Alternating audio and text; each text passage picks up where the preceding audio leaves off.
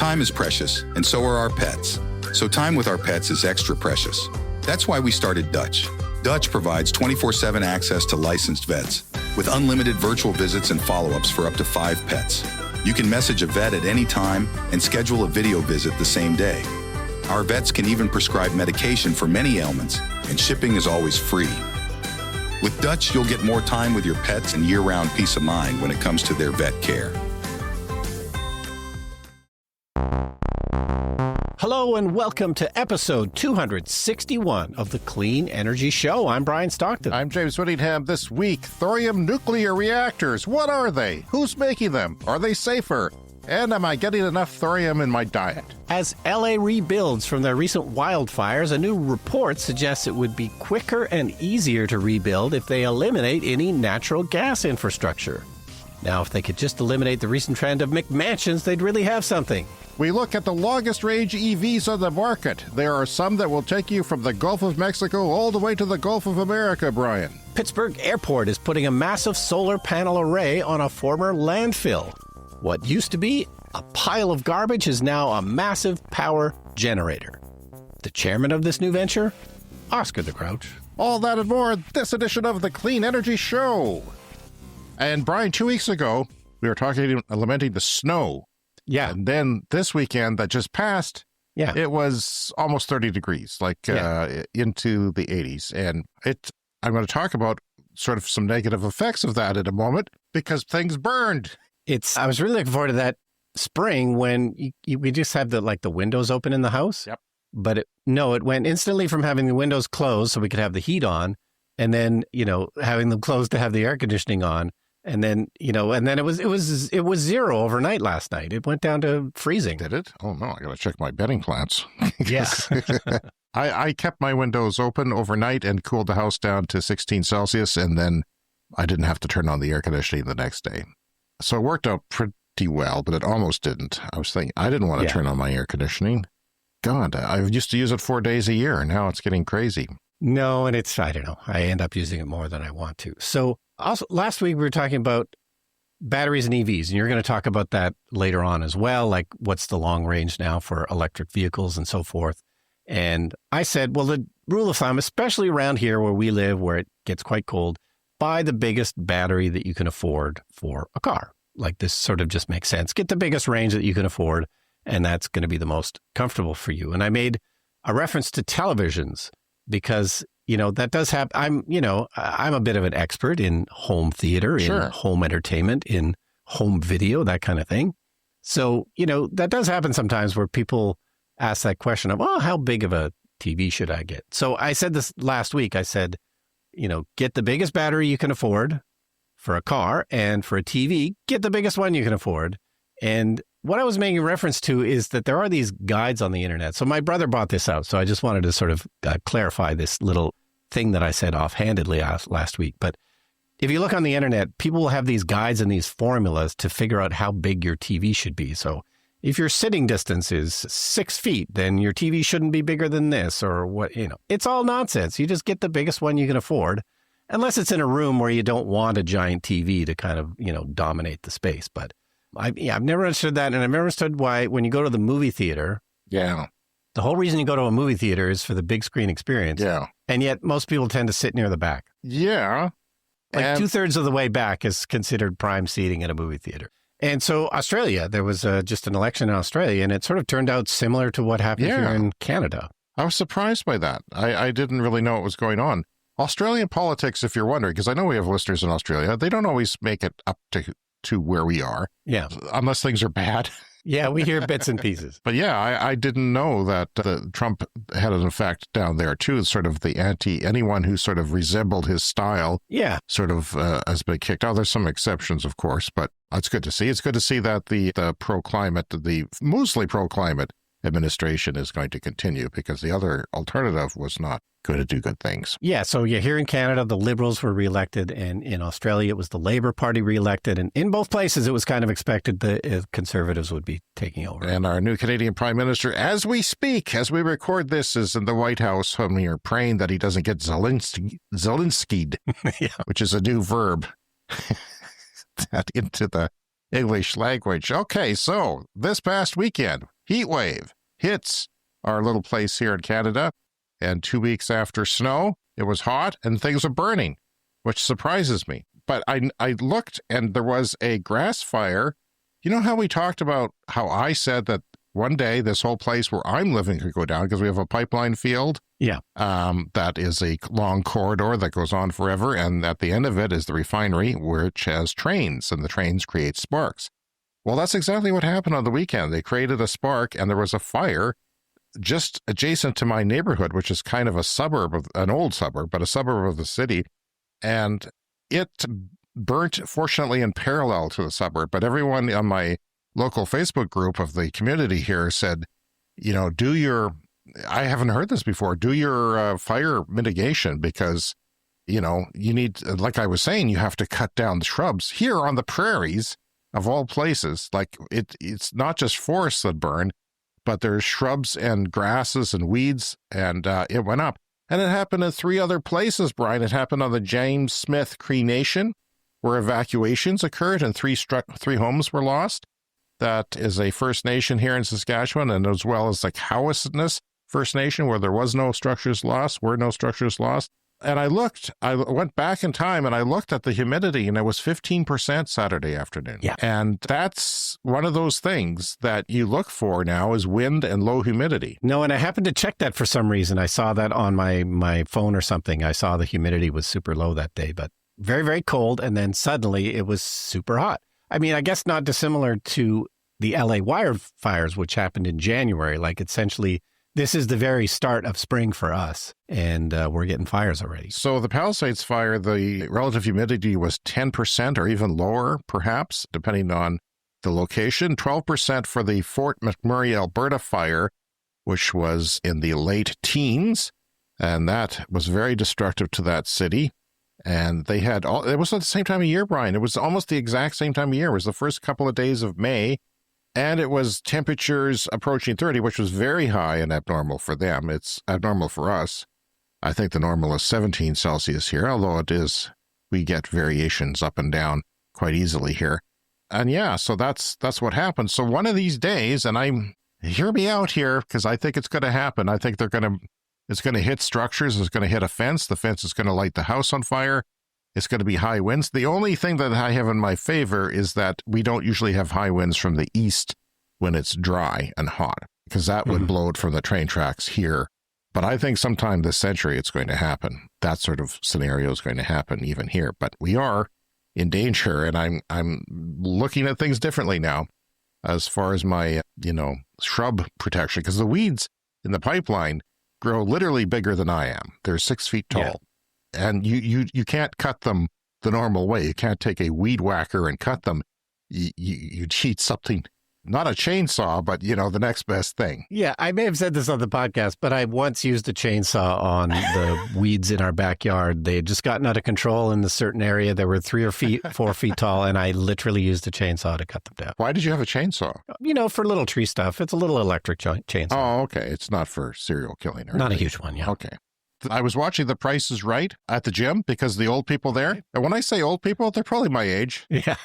But you get this impression that they're a lot older than me, but they're probably my age. They're watching The Price is Right, so I'm an old man technically. Yeah, so they still make The Price is Right? I wasn't even sure. Yes, Drew Carey. I think they do like 12 episodes a day and work like 3 weeks a year. Yeah. It's something crazy like that, so no wonder he keeps doing it. I think game shows are often like that, which I would do, I guess. I often wonder why they keep doing them. They must be sick of it. Yeah. But you're probably pulling in a lot of money for a relatively low number of days of work on your desert island with your feet up on the beach the rest of the year. Yeah, I know for Jeopardy, they shoot 2 days a week. So they do 5 episodes a day. So they get 10 episodes done in a week. And then obviously they're able to take a bunch of weeks off. Yeah, I now I want to look it up because I think some of these game shows really have a crazy schedule. Anyway, I noticed they were giving away a Nissan Leaf EV, electric vehicle. Mm-hmm. And the woman who had to do it, I first of all caught my eye and I said, is that an EV? Is that yeah, it was, because I saw the closed caption said electric vehicle. And then she was going up in price. She had to put the slider across to these different prices. And I was yelling in my head, stop right there. Stop. But she kept going. because she thought EVs were pricier than that, and she lost. But I would have won. It was $29,000 Okay, yeah. for that EV in the States. So I knew that. But that makes sense. If you're a contestant and if you're not following electric vehicles and you just hear the word electric vehicle, yeah, you probably just assume it's way more expensive. So, there's a lot of talk about the, transition to electric transportation and I hear this daily, that you have to build up infrastructure. I heard it yesterday. You have to build up infrastructure, and that takes time. Well, BC Hydro just put out a press release saying that they've tripled the number of chargers in the province of British Columbia, Canada, in the last year. Tripled. Wow. And now I was there 2 years ago. They already had more than most. And they had more than most. It was a great network. I loved it. I mean, they didn't, go all the way up to Alaska, or not Alaska, but the northern territories of Canada. Yeah. Which they are now doing. They have a corridor, so you can actually drive up there and ultimately to Alaska, I believe. And, that's pretty remote, but they're doing it. And God, I wish our power company, more utilities, because it's a public utility, and most of the utilities in Canada are public. And they're doing that, and it's great, and they're selling their own product. Why not? Yeah. Why not cut out the middleman and sell your own product and make the money back off of it? So tripling it in the last year just blew my mind. And I guess they're going to add 600 more ports in the coming year. They're not done yet, and they're going to, keep that going. There's almost 200,000 electric vehicles in British Columbia. So when you go there, when I went there 2 years ago, they're everywhere. Like you can't. I was having fun counting like 6 Teslas in a row sometimes, like it was just crazy. Yeah, and oil prices are down, but I was listening to somebody yesterday talk about how OPEC Plus might be doing this for nefarious reasons, not only to kill U.S. shale companies, small and mid shale companies like they did more than 10 years ago, 2014 or something like that, when prices went, really down and crashed. Yeah. Yeah, the OPEC nations, they have a lot of control over the price because they have so much cheap oil, they can just flood the market. And some of their members are cheating, so they're trying to punish those members by putting more oil on the market. And right. It's kind of like, there was a paper or a letter written in 2018 by some oil analyst who said that, at some point before peak oil, just before peak oil demand, that, OPEC or Saudi and the places with the cheapest oil will open up the taps to try and sell as much as they can for whatever price, because they're still making a profit on it. The whole thing's going to collapse. That's just a theory. But this might be an early example of something like that happening, that you can't, it's a world market. We hear, and we have oil in our province and a lot more next door in Alberta, which are really freaking out now and threatening to leave Canada. Good luck with that, kids. So it's down, and it's getting to levels where it's not profitable. So there's not going to be any drill baby drilling whatsoever, because it's not profitable, at least for the time being. Plus, the guy down south, the orange guy, has screwed up the world economy. So that affects oil sales, right? People drive less. They go to Walmart less. They do all kinds of things less because they go on vacation less. So, well, I guess the question is, we don't know how long this is going to go on for. So, we don't. Yes, the prices are low, but that's happened before when the prices are low, and then they do come back again. So that's the question. When are they going to be low? But permanently, in order to come back, you have to control, because there is a glut, and it's partially due to China. It's partially due to electrification in China, and we know that's not slowing down. And we know other parts of the world. But the nefarious part is they think that maybe one theory is that they could keep the oil economy going, that they don't like to see Africa and Asian countries electrify. They want to make it so the oil economy works better. So there might be, like, I sometimes wonder, is a high oil price good for EV adoption for the transition, or is a low one better? So the oil companies sort of stop existing in some cases, but stop drilling, stop expanding. But maybe high oil prices is the best thing, but maybe they see that now. I don't know, but it's going to be interesting to watch whatever happens. No, we know places like Africa are going heavy into electrification, and the high price of fuel is one of those reasons. So sure, it makes sense to maybe lower the price to get more customers where you're not previously getting them. All right, from Canary Media, backlash against dropping the natural gas build a ban to rebuild quicker in LA. So this happened initially back in January with the LA wildfires, which we talked about extensively. And we probably talked about this reversal of the ban as well. So LA had some really good bylaws in place to stop new buildings from being built with natural gas, because we all have to get off natural gas. Building electric buildings is better for the air, it's better for the environment, and so forth. But back in January, Karen Bass, the mayor of LA, she made an impassioned speech about rebuilding LA. And of course, we all would like to see that, rebuilding LA. But one of the things she said was, and we're going to drop that requirement. You can build with natural gas if you want, because we want this all to be rebuilt as quickly as possible. And essentially, she and other people have just made an assumption somehow that rebuilding with natural gas would allow them to do it faster. But of course, it's not really true. So here's from Canary Media. Yeah, back in January, Karen Bass exempted replacement structures from this new all-electric building code.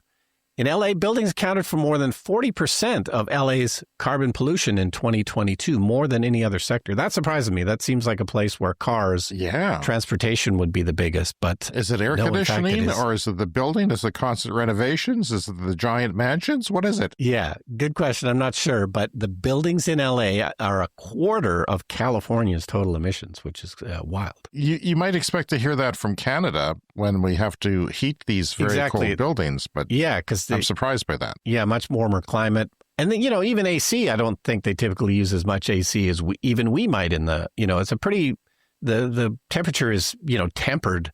Not always, but yeah, it can be like perfect 72 degrees or 75. And if that is the case, then I hope that they have building codes for making cooling more efficient. Anyway, the mayor's move reflects a tacit assumption that has been echoed even in the state assembly that rebuilding with gas, which many of the affected buildings had used, must be the easiest path for recovering communities. But a new report flips that premise on its head, citing available research and expert interviews. A team at the University of California, Berkeley Center for Law, Energy, and the Environment argues that all-electric construction is likely to be the fastest and most cost-effective way to rebuild after the LA fires. A key reason is that two systems are more complicated to rebuild than one, which seems like a no-brainer. Huge common sense. Yeah. A no-brainer. If you just have one utility hookup to a whole neighborhood, that's obviously going to be easier, cheaper, and quicker than two utility hookups. So every home is going to have electricity. You're not going to not have electricity in your home. Exactly. That's the point of this. I mean, if every house ran all of its appliances off natural gas, then, maybe you would just go with natural gas. But every single house has to have electricity. So obviously, and every house is going to need an air conditioner. So why not have a heat pump, which doubles as an air conditioner and heater? Yes. And an efficient way of heating. So you have less hookups. You don't have to pay for natural gas. You pay for just a hookup, the connection to the natural gas. And then you have to install the natural gas, and then that requires permits and everything like that. And everything like that takes time. And it's just a continuation of the entrenched thinking. I mean, I kind of understand how they might kind of make that assumption, because this is what all of us are used to. So surely it's political this must cowardice. It's like, I want to make it fast because people are going to be very upset, understandably, but they aren't doing this on a way that is smart. They should at least now encourage people the fact that this is the case, that, you can put in natural gas, but we think this is best, and we need to educate people on that. Well, yeah, and it ignores the idea of the long-term thinking, which, like, we all know we have to get off natural gas. This is like a given fact. And so even if you were to rebuild with electricity and natural gas, well, guess what? 10, 20 years from now, you're going to have to retrofit your home to get rid of the natural gas and maybe put in a larger electrical connection. So having to, retrofit all these homes 10 or 20 years from now is obviously going to cost a lot more money. But no, in other ways as well, this is cheaper. The report cites a 2019 study that estimates building a new all-electric home in most parts of California costs about $3,000 to $10,000 less than building a home that's also equipped with gas. An April analysis by the climate think tank RMI provides support, finding that single-family households switching from gas furnaces And conventional air conditioners, 2 heat pumps would save an average of $300 a year on their monthly bills on average in LA County. And that's not going to be the same everywhere. But again, the mild climate, it's all cheaper. This is all cheaper. Yeah. And I don't know why they're doing that. I think you could take that $10,000 of savings and put solar panels on your roof. Yeah. And I think I don't know. I can't remember. We got a few listeners in California that I can't remember if you need solar on your roof now for a new home build, and they exempted that as well. I think I remember that. But you could do that. You could put solar on your roof with the savings and then lower your utility bill all in one fell swoop, which I think is a great idea. And we'll talk more about that later in the show as well. Yeah, we'll try and keep an eye on what's going on with that in California. All right, let's jump in to the mailbag here. Earlier, this is from Claude. He says, here I may have come across some interesting news, and this could be some supplemental material for an upcoming podcast. China researchers have further developed a very safe thorium molten salt nuclear reactors. Cheers, guys. Yeah, thorium. China is planning to build a nuclear power plant on the edge of the Gobi Desert that would be the first in the world to use molten salt as the fuel carrier and coolant. It would also be the first to use the radioactive metallic element thorium as a fuel source instead of the uranium traditionally used in nuclear reactors. So our listeners, just because of the type of thing we do here, always have a favorite or a technology that they like to boost, and this is one of them. Nuclear as a whole, of course, is a popular, even amongst the younger generations. What do you think? Well, thorium is pretty new to me, but it sounds like it is a bit safer than the other types of nuclear. So, well, yeah, why not? It should be a lot safer. Yeah, and there's lots of talk now because China has a reactor online, but there's a big caveat to that. It's not what you think. It's not what you think. And this technology is 80 years in the making. It comes from the United States, but the United States abandoned it a long time ago. And China has picked up the baton on this. And they, we were talking last week, I think they approved 10 nuclear reactors per year or something like that now. And they did 11 last year, but their goal is to approve 10 new ones a year. So they have a small modular nuclear reactor operational. We don't know everything about it because it's China. It's an authoritarian state, and we don't hear everything. But it's very interesting that they're making progress on these things. Chinese state media is reporting that scientists in the country reached a milestone with thorium-based reactors. The reactor came online in June of last year, 2024. Now, researchers say it recently went through refueling without shutting down. So conventional reactors, a lot of people don't realize this, have to be shut down for like 1 month out of the year. So if you say that a nuclear reactor can put out 1 gigawatt of electricity, well, not all the time. So you have to take that down, and you're still paying for what you think is 1 gigawatt, but you're only getting 11/12 of that at most. And then it's like 90% of that sometimes. Anyway, the project's lead scientist shared the results during a closed meeting at the Chinese Academy of Sciences. I'll emphasize here that this isn't some massive power plant. Brian, the reactor is tiny. It's, how the U of S has a reactor, don't they, up 2.5 hours north of here? Yeah, so this is the caveat. Yeah, this is the caveat. It's tiny. It generates just 2 megawatts of heat, less than the research reactor on MIT's campus. Can't remember what the U of S does. Somebody's yelling at me right now. It might be 20 megawatts. Yeah, Brian, you ask, what is thorium? Thorium is a silvery metal that's found naturally in rocks all over the world. It's actually about 3 times more common than uranium. And we have uranium in our basements here, don't we? Yes. The gases come up and can cause bad things to people's health in their homes where we live. Thorium can't be used as nuclear fuel right away. It has to be changed into another element, uranium-233, inside the reactor before it releases energy. So it's not the thorium that is reacting. It's changed into uranium. Then it becomes a reactor. How does a thorium reactor work? In the reactor, thorium absorbs particles called neutrons and transforms that into uranium-233. This new fuel then splits, a process called fission. We're all familiar with nuclear plants having fission and gives off heat. The heat is used to boil water into steam, which spins turbines and generates electricity, just like other nuclear and fossil fuel plants. But how is it different? The thorium it uses thorium instead of uranium or plutonium, and it often designed as a molten salt reactor, which is what our listener was talking about, where fuel is mixed into hot liquid instead of a solid fuel rod. That gives us a whole bunch of advantages, including being much, much less dangerous and long-lasting. In fact, you can take spent uranium from current conventional reactors and reuse it there, which creates less, having to store the waste of nuclear, which is a challenge. It has a lower chance of melting down, but apparently not zero. So why is it considered safer? It has a lower pressure system.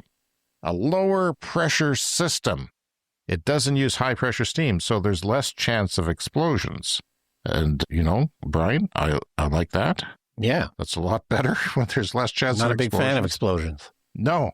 If it does fail, it fails safely. If something goes wrong, some designs let the liquid fuel drain into a tank and stop the reaction automatically. So even if everyone died from space lasers or food poisoning or, I don't know, COVID, can't easily be used for weapons. The byproducts are not ideal for making bombs, which is good. That's another problem when people start making nuclear reactors. And it is more stable fuel.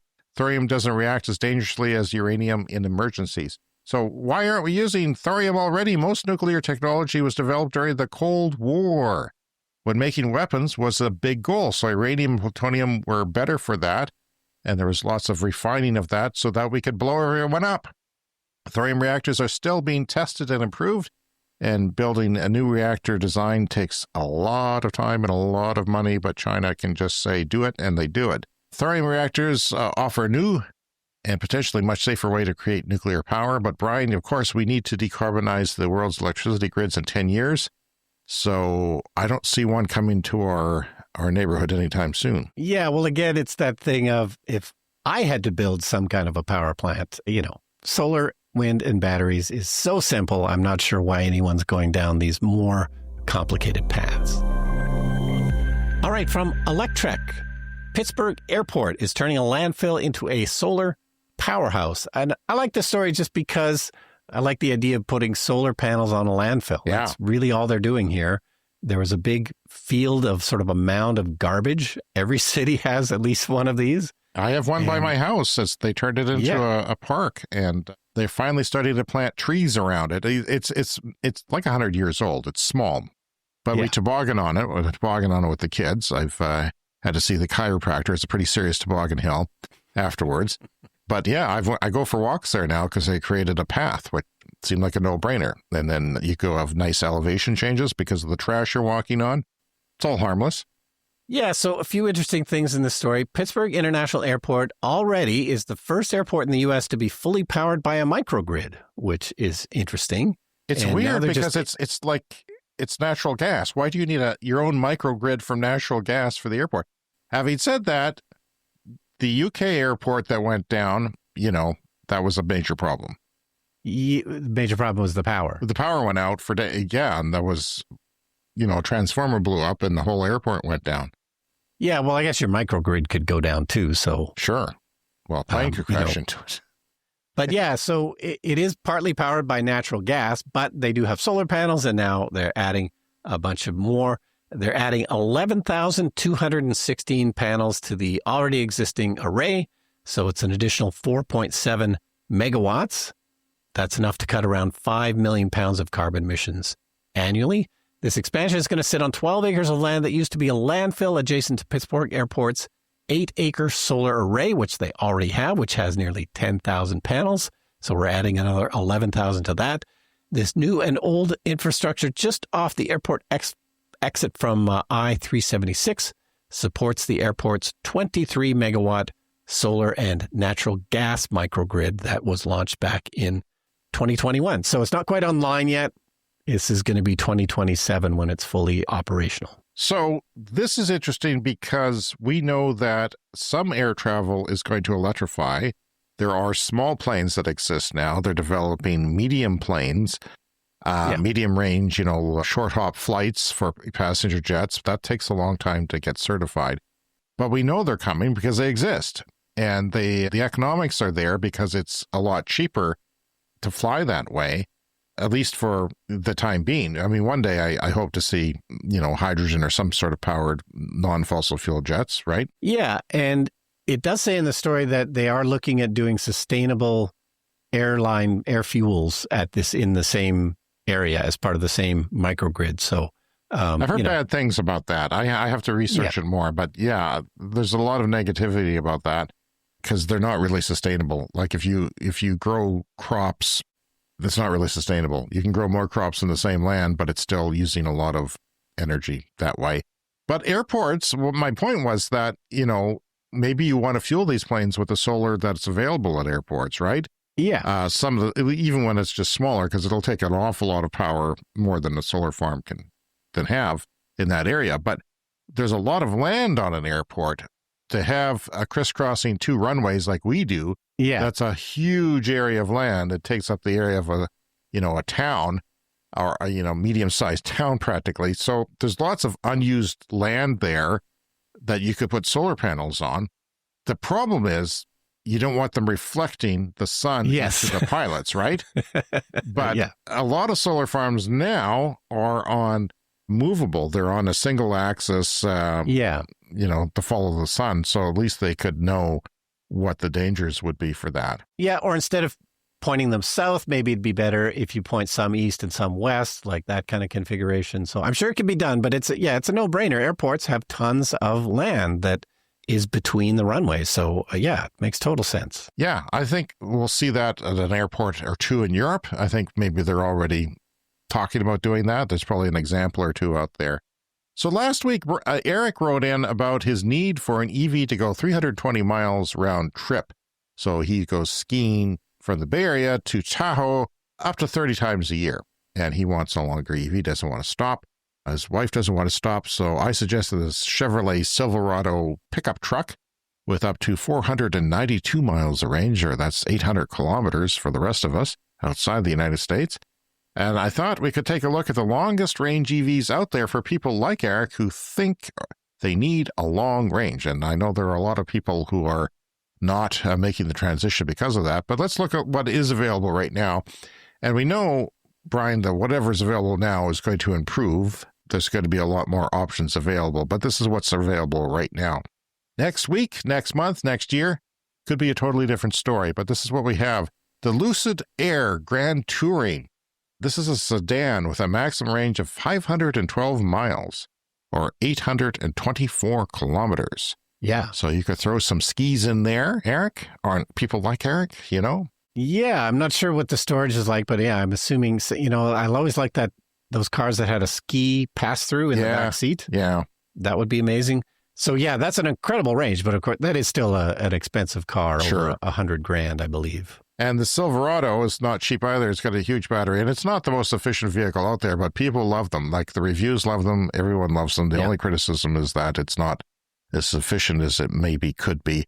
But this pickup truck offers a range of 460 miles or 740 kilometers, I think in the longest range. Rivian R1S Dual Max battery. This SUV achieves a range of 410 miles or 660 kilometers. Tesla Model S, which you have, and that goes up to 647 kilometers. You had different wheels, so it was down to like 600 or something? Depends on the wheel size, but 600 with the larger wheels and then 647 with the smaller wheels. But and that range has proven to be, more than adequate for me, for sure. And that's about 402 miles at the most for that car. The Mercedes-Benz EQS 450 Plus, this luxury electric car offers a range of 442 miles or 711 kilometers. Woo, that'd be fun. Rivian R1T Dual Max battery, this pickup truck offers a range of 420 miles, 676 kilometers of range. And if memory serves me, I think the review's saying that the Rivians don't get great range compared to what they say they do. Kind of like Teslas are often a little bit under the EPA. But the Cadillac, the GM cars, by the way, are usually better than EPA. So this is an example. The Cadillac Escalade IQ claims an estimated range of 460 miles or 740 kilometers. Well, probably start picking up these things on the used market one of these days. And maybe not be such a bad deal. Yeah, no, I'm impressed with all these. I mean, they're not cheap, but it's great. And the thing to point out, of course, this is the rated range, which is very much the same as the rated gas mileage of a car. Is, you never usually get that.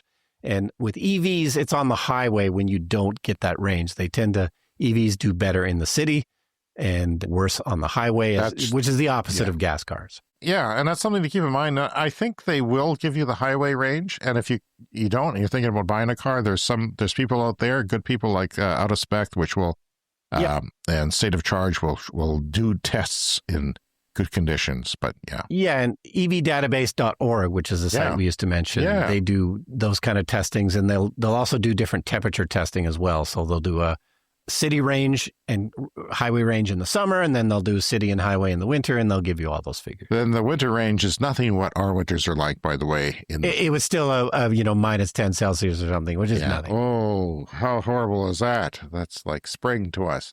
Chinese EVs with the longest range. I mentioned these not because you can buy one in most places. Some of them you can. Australia and Europe, of course, you can buy some Chinese EVs. I mention them because this is what they're ahead on the tech, right? This is the future. We look to China to see what the future will hold. Yeah. We know this is available. So the NIO ET7 is an executive sedan featuring a 150 kilowatt hour battery, offering a range up to, I can't read this without laughing, 1,044 kilometers or 649 miles. And that's a person who is too lazy to stop and go to the bathroom and plug in for the 5 minutes it would take in China, or do a battery swap or whatever. It's the only battery electric sedan to achieve over 1,000 kilometers range in real-life range challenge. The BYD Han EV, this mid-size luxury sedan, I feel like I'm an announcer on the Price is Right, can be yours. Yeah. This mid-size luxury sedan could travel up to 684 kilometers or 425 miles on a single charge. The GAC Aeon LX Plus, that is 676 kilometers, 420 miles. The Zeekr 001 is an SUV known for its Quillen batteries. Can achieve a range of 1,032 kilometers or 641 miles range with the optional 140 kilowatt unit battery. The ArcFox Alpha S, I haven't even heard of that one. That's 649 kilometers or 404 miles. And the IM Motor L6 is a range of 620 miles. So around 1,000, but I've heard talk of a 1,500, like new batteries that would offer up to 1,500 kilometers range. Don't know if they'll do that because gas cars don't go 1,500 kilometers. So what are you doing that for? Maybe, I don't understand why you would do that. Yeah, but of course, that improving energy density of the batteries is good news for things like electric airplanes, which are going to need much more energy-dense batteries. And by the way, 1,500 kilometers is 930 miles. Thanks for writing in. We'll have more letters and listener story suggestions on our Patreon show later this week, including topics like carbon capture, Bitcoin mining, and Koch Industries, and more. Going to basically do a mailbag episode and clean up some of the suggestions and discussions from people who have been writing into us. Yeah, and if you do want to write into us, it is cleanenergyshow@gmail.com. You can leave us a voicemail at speakpipe.com/cleanenergyshow. Join the conversation on our Patreon page and get access to additional content, and that is free or paid. It's up to you. Thanks to our Patreon members, some of whom get a shout out on the first podcast of the month. Clean Club executive members, Green Bastard, Brent Rotley, Clean Club Plus, Bob Armstrong, John. How do you pronounce that? Because he told us last week. He explained how you pronounce it. I think it's Hayes. Hayes? Okay. I have to remember that now, John. Yeah. Wes S., the Clean Club members, Andy Fessler, Josh Engen, Sean Ennis, Sean Hines, Timo Kellenberger, Peter O'Donnell, Weldon Penner, Roshan Gervais, and Richard W. Support this podcast by joining our Patreon today at patreon.com/cleanenergypod. And I'll also, on our Patreon episode that's coming up next, I'm going to open this letter from Enbridge Pipeline Company, because I live next to a pipeline, and we're going to see what its safety recommendations are, because I often get mail. I even got a free thumb drive from them once for talking to their people at the door. Sorry, we might blow you up. Here's a free thumb drive. So the envelope says pipeline safety information on it, which is a little bit ominous. It is. And there's a online survey code. Maybe I'll do that. Click before you dig. It has my specific address on it, so they know who I am. You know, when you click before you dig, I've said this on the show, but we have lots of new listeners to the show. If I want to put in a post or a fence post or something, and you do the dial to make sure you're not hitting utility lines, I also get all the pipeline people, and there's not just one. There's a dozen of them. There's a dozen pipelines that go through here. There's different chemicals and things going through pipes, and it's not good. So it's a massive operation if you want to put in a fence post at your house. Yes, and there's no alley because there was a surveying error, so my fence is right against the pipeline. So, I'm living on borrowed time, but that's it. Yeah, coming up next, if I'm still alive, is the lightning round. Stay tuned. Time is precious, and so are our pets. So time with our pets is extra precious. That's why we started Dutch. Dutch provides 24/7 access to licensed vets with unlimited virtual visits and follow-ups for up to 5 pets. You can message a vet at any time and schedule a video visit the same day. Our vets can even prescribe medication for many ailments, and shipping is always free. With Dutch, you'll get more time with your pets and year-round peace of mind when it comes to their vet care.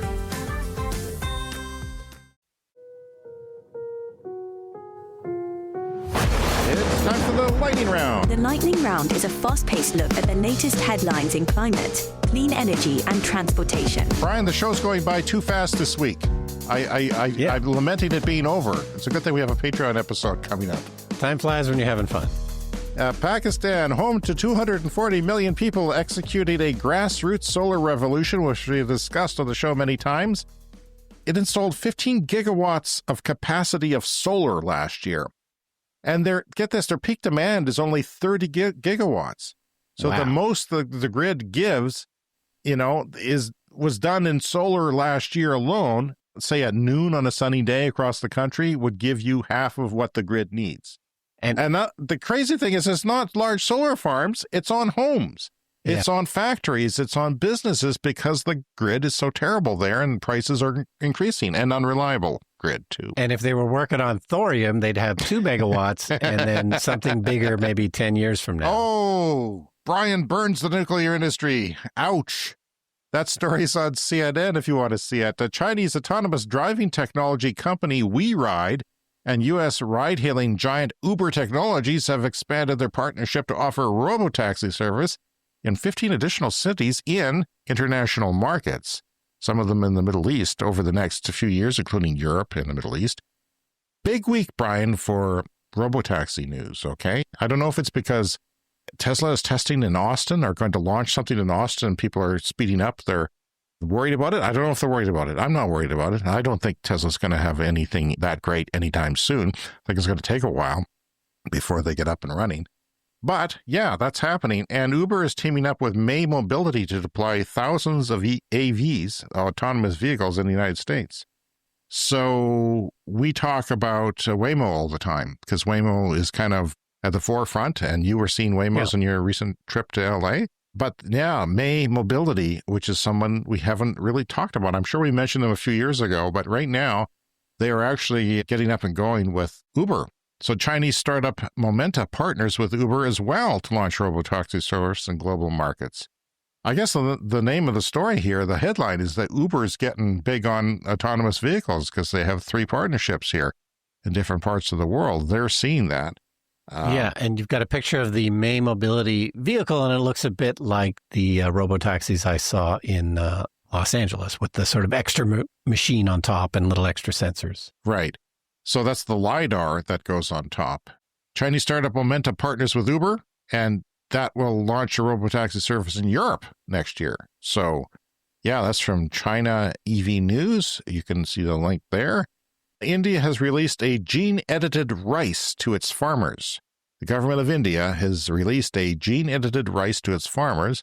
And get this, it offers 25 to 30% higher yield, with potential down the road for increased drought and salt resistance. I didn't know you had to have salt resistance. Yeah. But that's interesting. Not sure where that's pertinent unless it's the agricultural land, but I don't think you can use seawater on it. the lower fertilizer needs as well as a possibility down the road. And because this is made through targeted gene edits, not genes from another species, it's not classified as GMO. Ooh, it's time for a CS Fast Fact. The oil-rich province of Alberta, next door here, in Canada, has set its provincial budget based on West Texas Intermediate oil, crude oil that is, being at $68 per barrel or better. Well, Monday, WTI was down under $57 a barrel. Now, Brian, each dollar under $68 costs the province $750 million a year. So if it stayed like that for a year, every dollar would cost that. If you do that, that's $8.25 billion they would be short. Yeah. So this could turn into a bit of a disaster if the price stays low, which we'll see. We'll see. But it seems like the oil people have been forecasting fairly low prices for this year. Not that low, but the rogue states and OPEC Plus are going crazy, and who knows what's going to happen. And who knows what's going to happen with the economies as well. Hopefully it's not as bad as the worst case scenarios.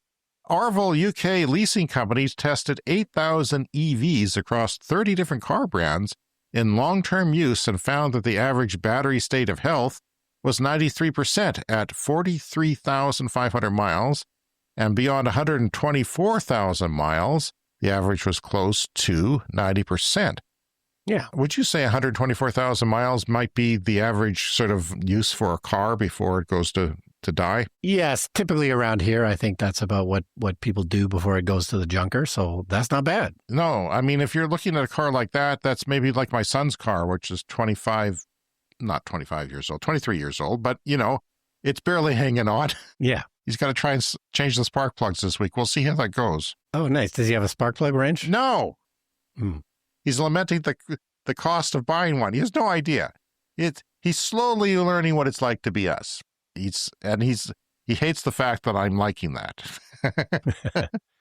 But yes, we do know that EV batteries, they do degrade over time, so you don't get the full range of the battery after the vehicle is old. But with this stat, 90% after 124,000 miles. I think I'd be pretty happy with that if I had a car with that many miles. And, if you're not, you just buy that's why another reason why you buy a battery that's bigger, the biggest battery you can afford, because you have that, you don't have to worry about that because that's 10% less, even if you owned a car a long, long time. No, and often the first few percent happens in the first year or two of the vehicle, right? Like you sort of go down to 95% of the battery, fairly quickly, and then it stabilizes. I can't complain about that. That's better than it has been. And I do know that there's battery technology, battery chemistries that are announced in China that say they're going to go a lot further than that without degradation. But maybe you have to pay money for that, and maybe you just buy a bigger, older technology battery. And, there's all kinds of different variations you can go. But yeah, there is a lot to think about sometimes when you do buy an electric car. But if you buy a big-ass battery, less to think about, which is why we recommend doing that. The public fast charging network run by BC Hydro is gradually expanding, and I have a link to that in evchargingstations.com, which is something we don't often mention on the show. Yes, and you mentioned that earlier in the show, BC, massive expansion of charge plugs for cars. Waymo says its robotaxis are up to 25 times safer for pedestrians and cyclists. We'll see how that goes. I hope so, yeah. I hope it is. One thing that I like that I don't have in my car, we have a car that's 2 years old now. You have all these safety systems. You have a pedestrian safety alert, but now they have cyclist safety alerts and cyclists. Oh, it's a separate thing? Yeah, well, it's an additional thing. So before we had pre-collision alert, now we have pedestrian alerts, and now you can have cyclist alerts, and that's across the board in all brands. So that's just something that they have now. So that would be nice. But you don't mind running down cyclists, so you turned it off. Yeah, I turned it off. Yeah, of course. No, I'm a pro cyclist guy, as are you. We both enjoy cycling and have in the past, and it's an issue because we hate to see that. I know there's cycling deaths around here from time to time, and it's just horrible. 70% of ferries currently on order globally now feature electric powertrains. I was surprised by that. That's moving quicker than I think was on my radar. Norway has about 70 electric ferries running already, and there are likely more than 200 globally, it's estimated, and there are 15,400 ferries in operation around the world. So that's a pretty significant chunk of that. And as they move forward, hopefully they electrify instead of going the old way. Yeah, and there was a story this week. The world's largest electric ferry is now sailing, and I forget the stats, but it's one of on the large end of a ferry to shepherd passengers between two places. The biggest one is now in service with a massive battery. It looks like a smaller cruise ship, like it looks a fairly significant beast. Yeah. And finally this week, by 2027, solar panels will be legally required on nearly all homes built in England. Installation is expected to add £3,000 to £4,000 on construction costs. That's all?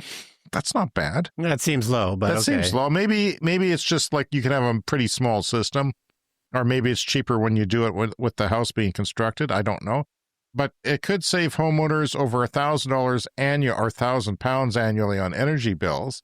Labour plans to build, that's the government there, plans to build 1.5 million homes by the end of the current parliament, decarbonize the electricity grid by 2030, and cut average household energy bills by £300 per year.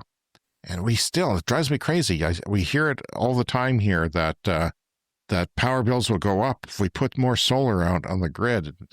Coal's the way to go. By the way, we're getting 6 electric buses on the road. Did you know that in our city? Oh, I didn't know, in our city. Yeah. This week, as we speak, there's 6 electric buses. I want to go find one. Yeah. But I don't know how I can do that. I'll just have to go look at. The government in England will also offer loans and grants to help install solar panels on existing homes. And you'll have 2 years from the start of construction of a new home in the UK before you have to have them up and running. So that's, sometimes it can take a year to build a home if you're slow, if you're a small contractor. The Unite Union supported net zero goals, but criticized the lack of green job investments. Well, that's fine. Greenpeace welcomed a solar panel mandate, saying it will save money and make use of free rooftop energy. A government spokesman reaffirmed solar panels' importance in lowering bills, strengthening energy security, and achieving net zero through the Future Homes Standard. Lower monthly bills to allow, if you have, it's going to add £3,000 to £4,000 to your mortgage, right? Yeah. But that payment that you have will be offset by a lower energy bill. And, that's one thing that we thought of when we bought this house. Like, the mortgage is this per month, but the utility bills will be less because it's a passive solar house and because now we have solar panels on it, and all that makes a difference. Although I think it would be better to finance your solar panels separately instead of having them in a 30-year mortgage or something, because then it's more interest and less advantageous. Yeah, and a quicker payback, I assume. I'm impressed by the number of planning to build 1.5 million homes by the end of the current parliament. That's an impressive number. They must have a bit of a housing crisis in the UK, like we kind of have here in Canada. We have a housing shortage, and there's a lot of talks going on right now with our government to how to, kickstart this and get more homes built. But I haven't heard any clean energy provisions on that here in Canada, but it would be amazing if that was part of it. Yeah, that's just not popular here now. That's a touchy political issue because of the oil-rich provinces suffering. All right, and that's our show for the week. You can contact us, cleanenergyshow@gmail.com, on social media, Clean Energy Pod. And please join our Patreon for free to get some special posts and a nice little community. The link is in the show notes. And we have a merch store. That link is in your show notes as well if you'll want to buy some Clean Energy Show merch. And if you have time, please give us a rating on Apple Podcasts or Spotify or wherever you get your podcasts. And remember to hit that subscribe or follow button. All right, we'll see you later this week on our Patreon show. Thanks for listening. Yeah, see you next week.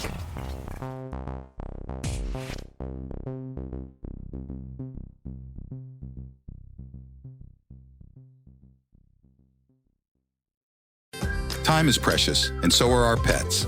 So time with our pets is extra precious. That's why we started Dutch.